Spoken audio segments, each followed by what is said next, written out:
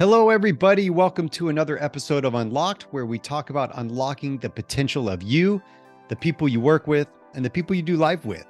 At the time of this recording, I'm offering all of you, yes, my lovely listeners, a free 15-minute communication coaching call. You come with some kind of communication problem, and I give you a solution. My calendar link is in the show notes, so check that out. This was a really fascinating interview for me. I didn't really ever think of podcasting companies going as big as Kit Gray's company has gone.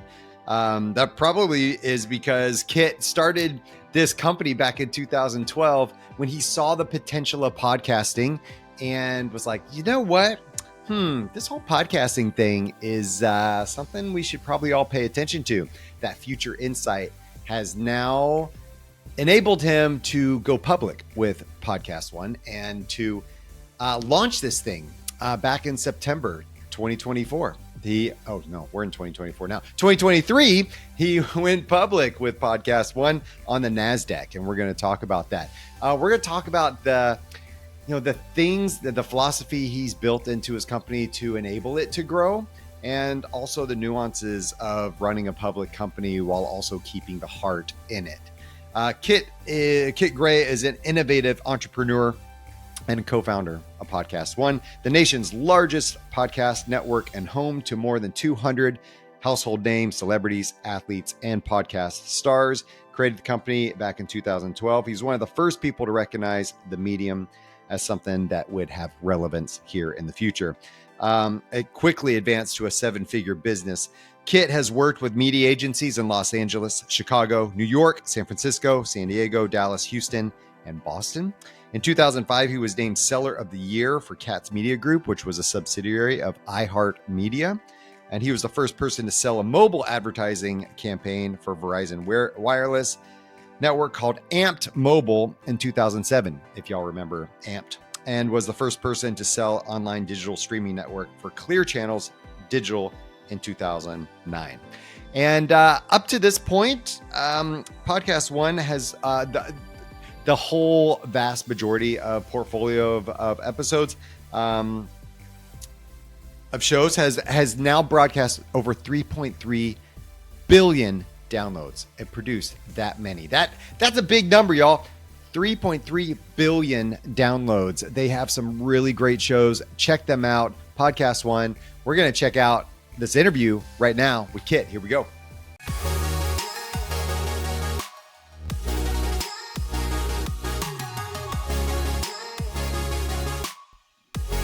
Kit, so good to have you on the show, man. Welcome. Hey, thanks, Scott. It's a pleasure to be here. Let's get introduced to you. Tell us a little bit about your background. Tell us where you come from and why we should listen to the rest of this episode. Well, thank you. I run a podcast network called PodcastOne. You can find us on the NASDAQ at PODC. That's PODC is our stock symbol. We have about 200 podcasts in our network. We have, anywhere from 5 to 7 million monthly unique listeners to our network. We have over 30 million downloads on a monthly basis. We work with such talents as Adam Carolla, Dr. Drew, Jordan Harbinger, the Lady Gang group. A&E does a bunch of podcasts with us. We try to launch about a new podcast every 2 weeks, and it's just been a fascinating run. I started the company about 15 years ago in my garage. I'm still in my garage, but a different garage. So it's been an amazing run. I started it because I'm a fan. I actually sold radio and digital for iHeart and some of their divisions over the years in Boston, New York, Los Angeles. I became a huge fan. And this was back when podcasting was a little different. You had to download it on your computer and drag it over to what was an iPod because iPhones really didn't exist. And if you wanted to play it in your car, you had like those old tape players, if you remember, that would connect to your iPod and wires everywhere. And it was really a a thing. But I knew if there was a certain amount of people doing that, like I was, that it's extremely valuable to advertisers. And I've always believed in endorsement radio. So, and for many reasons, right? The connection. I was talking to my sales manager actually this morning, my CRO this morning, about the sell points of podcasting and why it's so valuable for advertisers. And we can go into that topic and how that's evolving for sure. But that's why I started the company. I was able to partner up with a guy named Pattiz, who started Westwood One. We built the company, raising some money, working with some groups like Hubbard Broadcasting, and then we were purchased about 5 years ago from a company called Live One. We basically, I still run the company. I am the president of the PodcastOne division, and really we've got about 45 employees across the country. And we just love the business. We've gotten into scripted series. We just sold actually one of our first shows, Barnum Town. If you haven't had a chance, take a listen to it. Kyle MacLachlan is the star. It's a really fun show, but Paramount just bought it.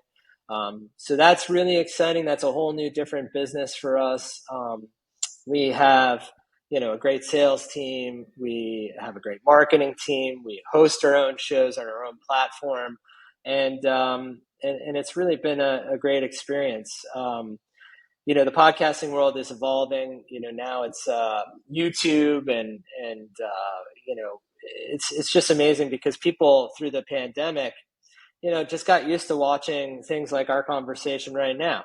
This was normal. You had Jimmy Kimmel and all the late night guys doing exactly what we're doing from the comforts of their home. And people are now accustomed to that and that experience. And you don't need hair and makeup, although Skot, you look great today, but that kind of stuff. Like, you don't need to do that. It's now, it's what's normal, right? And the costs are really down. So it's really efficient in terms of producing great content that people will consume. So, we're really bullish on the future. We love the medium. We see more and more dollars coming into the space. We see more and more talent coming into the space. Numbers are growing, especially with that sweet spot of 25 to 44-year-olds that advertisers want. And, that's our company. So you were like going, hold on, we're downloading these episodes and I think this is going to be a big thing one day and I'm going to create a company out of this thing. I mean, how many quote unquote podcasting companies were there when you launched yours? Zero. I was the first person to bring in GoToMeeting, Go to My PC, which is a Citrix-based company, LegalZoom, Stamps.com. You hear those great Stamps.com reads by people like Bill Burr and Mark Maron and Adam Carolla. That really launched this being a valuable monetization structure, right? And I worked with advertising agencies that I knew through my past life working with iHeart. Much of it was what you hear now, right? Use the code ADAM to get free shipping or 10% off. It's evolved, of course, but that's where we call it direct response advertising, where they saw tremendous return on investment. Typically, the DR shops, as we call them, or the agencies, would buy overnight radio, overnight TV, low CPMs. But when they saw the ROI of, the endorsement through podcasting, it really changed the business. A good friend of mine, I was actually on the phone with him yesterday, who ran a company called Ad Results out of Houston. Russell, he's been a good friend for 15 years now. We started doing it with ProFlowers back in, I think it was 2009, Valentine's Day, and he laughed at me when we said, "Hey, it's going to cost $1,000 a read on Adam Carolla," and he's like, "There's no way I'm paying that. That's more than what I would get on a morning drive on K-Rock in LA." And I'm like, "Well, all right, let's put what they call a CPA, cost per acquisition deal in front of us. And he basically said, all right, anybody that uses Adam's code will pay you $15 on it. And they wound up writing us a check for $35,000. And as he read spots for 1 week leading up to Valentine's Day, and that's when we knew this was a business. He and I have really grown both of our businesses over the years together on many, many accounts just like that. And now there's competitors and obviously people like Joe Rogan and hosting platforms. And the business is really excited the audio space and the radio world, giving new opportunities for these companies to evolve, because really, I mean, who the heck listens to live radio anymore? I'm sure as hell that 20 to 35-year-olds, they don't. I mean, my radio friends will hate me for saying that, but that's the truth. So we've had to find different ways to reach people. There's still a value to radio, but I would never buy the fifth or sixth commercial in a 5-10 minute break, right? So like, I think it's opened some opportunities to use that content, which is great content on the radio. I still listen to radio, but as podcast forms, to monetize it a little differently, to create communities and evolve these companies into where the media consumption world is going. And then to go public. I mean, how many? I'm going to say this too, because that surprised me initially too. And talking to you, I was like, whoa, wait a second. You're actually public? Like, you've gone like the whole shareholder thing and like NASDAQ thing, and like you're out there. Like that's pretty bold as well. So what was the thing that made you go, let's launch this thing, let's go public instead of keeping it private? And then so like, why did you go that route? What was the advantage for you and for the company? Yeah, so it's a great question. I had never done anything like that.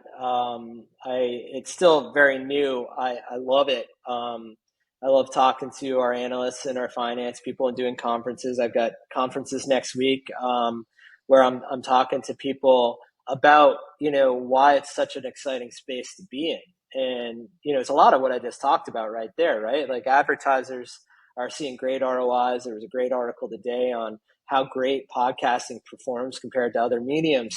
And at the end of the day, that's what's so exciting, right? So I love that. The reason why we went public is that I always had envisioned the company not being owned by me or certain people. Our design with our talent is based on partnerships, right? We have in many ways revenue shares for our partners. So we're duly invested in the success of the program in terms of advertising revenue, audience growth, and so forth. So when we have these Adam Carollas, these Lady Gang, these Jordan Harbinger relationships, I very much wanted them to partake in the upside of the company, right? And everybody that we go out and acquire representation rights or do deals with, we wanted it to be a community. We still want it to be a community. We're a community in many different ways. We work together, all our shows in different ways, packaging, like-minded podcasts to advertisers, promoting with each other. So in my mind, getting everybody swimming in the same direction, owning a piece of the company, being able to go out and offer it to the public who are fans of our network and our shows, and going that direction was really, something that was intriguing for us. When we go out and, offer podcast deals moving forward, we're able to offer them, shares in our company, right? So we're undervalued, I believe, right now. And, if we give a bunch of shares, that, you're going to give them money, you're going to give them shares, you're going to give them promotion. There's all these different tiers of value that we bring to a potential deal. And one of the upsides is having that equity in the company. So that's how we looked at it, and we still believe that's just a great thing. And we're the only publicly traded company in the United States on any of the financial markets. So it's a really neat place to be. That's really cool. Really Yep. cool. So congrats on that. You Thank you. said it's fresh. I mean, September, September of Yeah. last year. So, Yeah. you're still getting your feet wet on that one. Oh yeah. So good luck on that journey and building and scaling from there. Um, Tell me about your philosophy of how you've built and sustained a company. You've gone public with 45 employees. You still run the company. You still do a lot of things within the company, from the C-suite level. But tell me about your philosophy of promotion and acquiring people. And people are the thing that help us grow. No doubt. They're the key to helping every business thrive and grow. What is your philosophy on people and how you built your company? We're a talent-driven company. We'd be nothing without the talent, not only on air, but our staff. Really proud of our team. I'd be nowhere without them. We've been really fortunate on the content side that most of our shows, our biggest and best, as I say, have been with me for 7, 8, 9 years. Adam Carolla and I have been friends and business partners for almost 13 years now, maybe even longer. But that's only half of it, right? The team is really where my production team, my marketing team, my sales team, my management team, our tech team, our talent acquisition and management team. Those guys and girls have been with us for 7, 8, 9 years. People have left and come back. Even people that have left still find themselves coming to our events, to our studios. They feel that we're part of a family. We've never had the most money. We've never had the most money to go out and acquire the biggest and best shows or the biggest tech platforms. That's okay. We know our niche.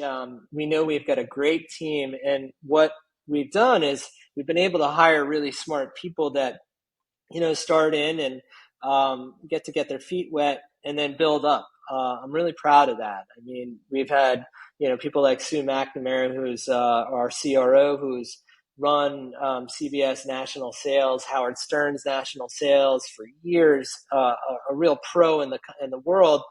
She's been with us 5 or 6 years now, and she's built a team. We've been able to grow that team, but really, build up that team, right? And we've been able to do the same in the tech world, where we've hired people that have built up. So our head of marketing, our head of tech they're now people that started with us 4, 5, 6 years ago, at a junior level, and they're now running their divisions. And I love that because they've been able to grow. They feel like they're part of the company. They all have stock in the company too. And that's how I feel. If somebody in production wants to get into sales, I'm good with that. If they want to try that, all right, that's great. They're showing initiative, and they can, get in the system and learn and understand that and go and grow. I never want to close any doors. If there are ideas or concept, my door is always open. My phone is always on. We always talk things through, the positives, the negatives. And in many cases, I let my team do their job. I'm not a micromanager. I expect hard work, results, and everything anybody else would, but I'm not going to sit here and say, hey, what did you do this week? It's not that. I trust my team. I trust my team that they've learned and risen through the ranks and understand the business. And that's why we've seen such great success. So this idea of promoting within, why have you done that? I mean, you used the word trust here at the end of what you were just saying. You trust your people to get their stuff done. I would assume that is because you have known them for so long. You've promoted from within, that you've built up that trust. Do you feel like that's an advantage to having it, or is there another reason why you feel like you trust your people, or why you promote from within? Um, I've been able to give opportunities, right? As where they've been able to go get opportunities that, maybe I haven't even seen, right? So, I think that's important when you build a startup company, and then run a company, is that you have to trust your team. And if you don't, they're going to go crazy, you're going to go crazy, and you're not ever going to get anything done. So I think it's really important that you, especially in this world now, I think because you're not in the same office every day, people are scattered all across the world.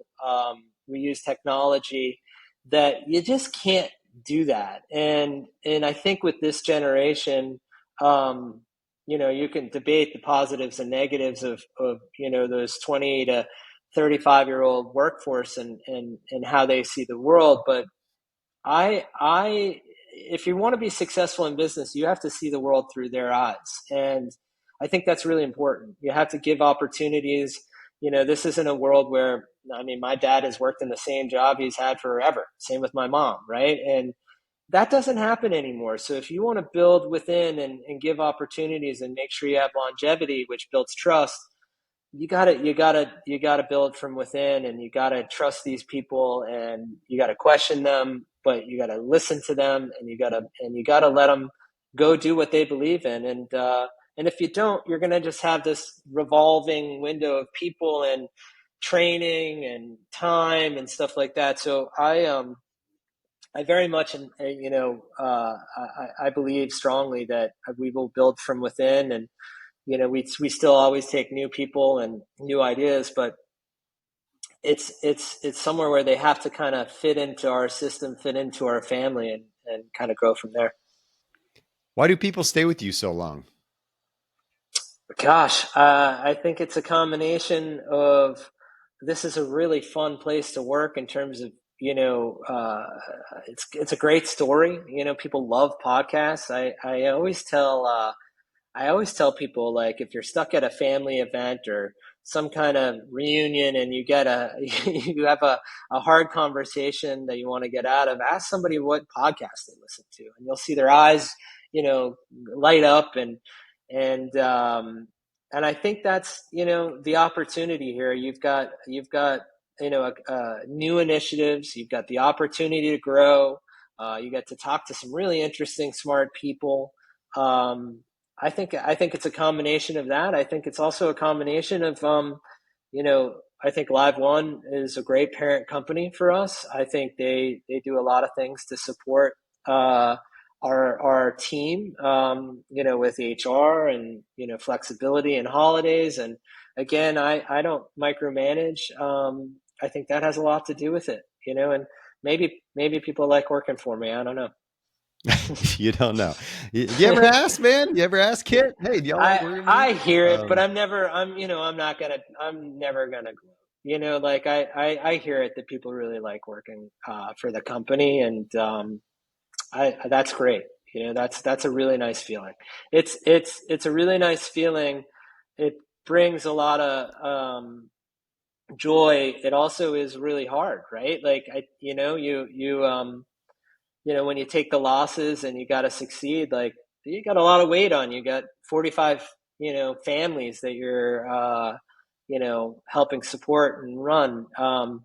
You know, it makes you stay up some nights, and kind of worry, going through the pandemic, and like everybody else did, it was hard. But I think we all survived and fought on. And I think where you got a bunch of winners, and I think that's why people like us, and like working with us. How are you going to keep your focus on the people, keep people happy, enjoying working for you and the company, while still also answering now to your shareholders? That's a delicate balance that I'm sure you're getting introduced to at this point. How are you planning to manage that? Okay, so it's twofold. I have a team of, probably six or seven managers that are fantastic. They over the last 5-6 years have learned the business inside and out. They know more about their specific division than I do. So I trust them. I trust them on their judgment. I trust them on the initiatives. I trust them on getting things done. And they look out for me in many, many cases of personnel. And you know what? If I'm needed, they call me and we discuss it and we figure it out together. On the flip side of managing the financial community, well, it's the same thing. I need to get our analysts, I need to get investors understanding and being part of that same family, right? And understanding that this group that is leading our initiative from quarter to quarter is how we're going to get there. So we're really lucky. I mean, we have 3 analysts right now covering us, and they're very close.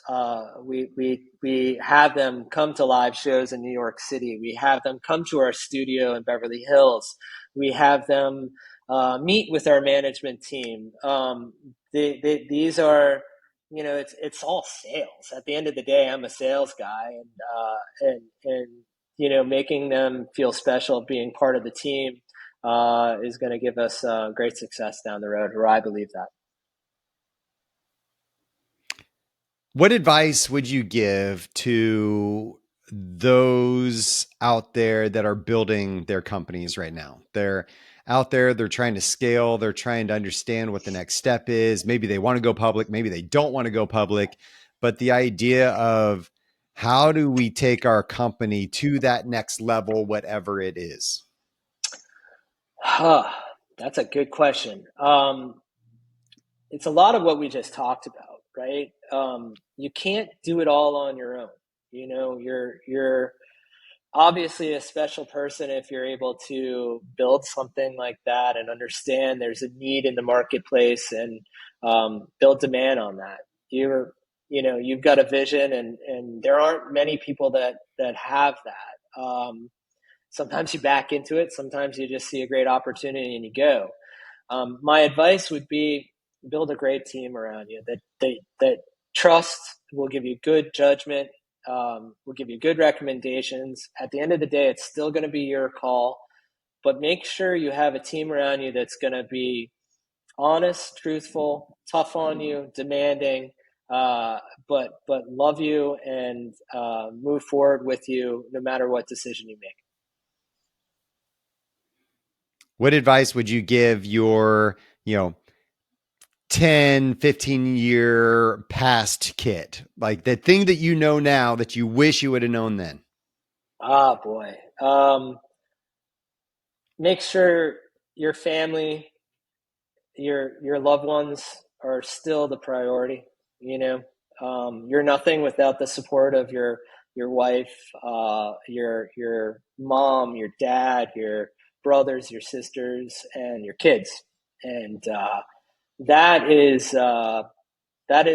still at the end of the day why you do this. It's not for your ego, for everything that we've talked about. It's just remember those family members got you here, and they're going to be there with you no matter what, hopefully. So just keep an eye on that. They're the most important thing, and stay with that.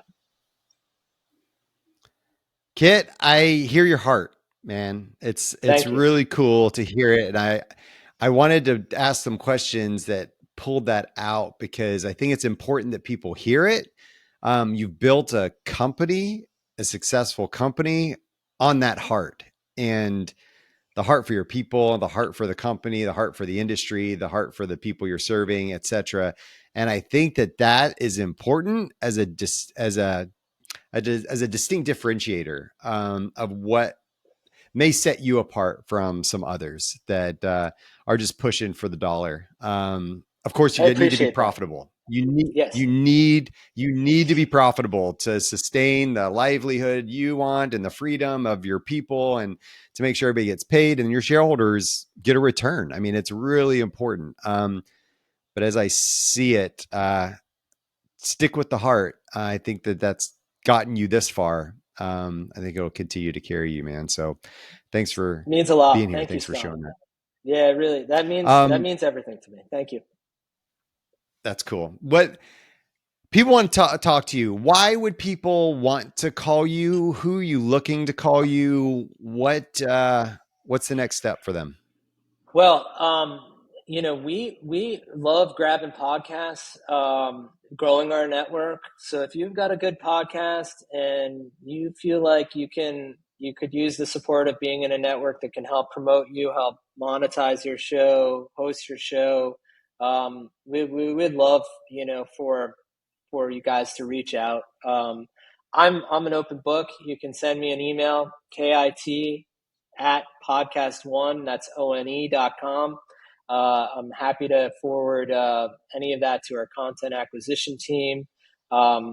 We just love the support. Take a look at our stock. We're undervalued. Hopefully, it has a good rebound. I think it will. We're performing really well. We're off to a great start this year. So, take a look at us, and we're listening to our shows. We're nothing without people listening and sharing our shows. So that's how we can move forward. Awesome. Give me one show you're listening to right now that may or may not be on your network. Of course, you want to promote the shows on your network, but give me a show. Oh, okay. I forever, Jordan Harbinger is a dear friend of mine. He has a fantastic show. He is a great interviewer. He does a great job. The guy works extremely hard. Every dollar he makes, he puts back into his show to promote it, to grow it, to get new listeners. I learn something from him every time I do listen to his show. And I'm not only saying that because he's been with us for, 7 or 8 years. It's a really good program. It's the Jordan Harbinger Show. You can find it on PodcastOne or wherever you listen to your podcasts. Beautiful. Awesome. I just wrote it down. All right, man. All right. Check it out. Cool. It out. Well, thanks, Kit. I appreciate you being on. It's been really good to meet you, get to know you a little bit better. I enjoy these conversations because, where else would we have met? That's right. Where else would we have met? So super great. Scott, you're doing great stuff, man. Keep it up. And we're looking forward to doing more with you. And I'll introduce you to our entire team so we can get you on some more shows and help you grow. That's what we do. Thanks, Kit. I appreciate you, man. Take care. All right, buddy. Take care. There were some really cool insights in that interview. But I think the main theme throughout this whole thing is trust. It's about trust and creating opportunities and building that trust to enable those opportunities to take place. This whole philosophy of promoting within is really big. I know a lot of companies do that because there's a trust element there. It's really easy. They know the culture, they know the style, they know the communication ideas of what's going on. I think it's scary as well because then we get stuck in this bubble of like, oh, well, we need some outside perspective, but we only have this inside perspective, and it's just kind of rinse and repeats the same culture over and over again. If we, though, give the opportunity to those new innovative thinkers, talking about young people that come up through and have this eagerness and this desire to build something new or to be creative out of the box. And are we open to that? Are we open to listen? Kit knows his place. He says, a lot of these people, they know more about the business than he does, their specific area of the business. And I think that's important. I think that rings true for a lot of leadership out there. Thanks, Kit, for being on the show. Everybody out there, go check out PodcastOne. I'm sure there's a show on there that you could find that you would enjoy listening to. And check them out on the NASDAQ as well. PODC is the ticker. And I appreciate you, Kit, for being on the show. If you want to find out more information about me or check out the show notes where there's going to be more information and links to the things referenced in this episode, visit SkotWaldron.com. And lastly, I'm asking for a little bit of love, just a little bit. So please take a moment, follow, rate the show. The algorithms like that. It helps me get the word out. I really appreciate it. Thank you. And until next time, stay unlocked.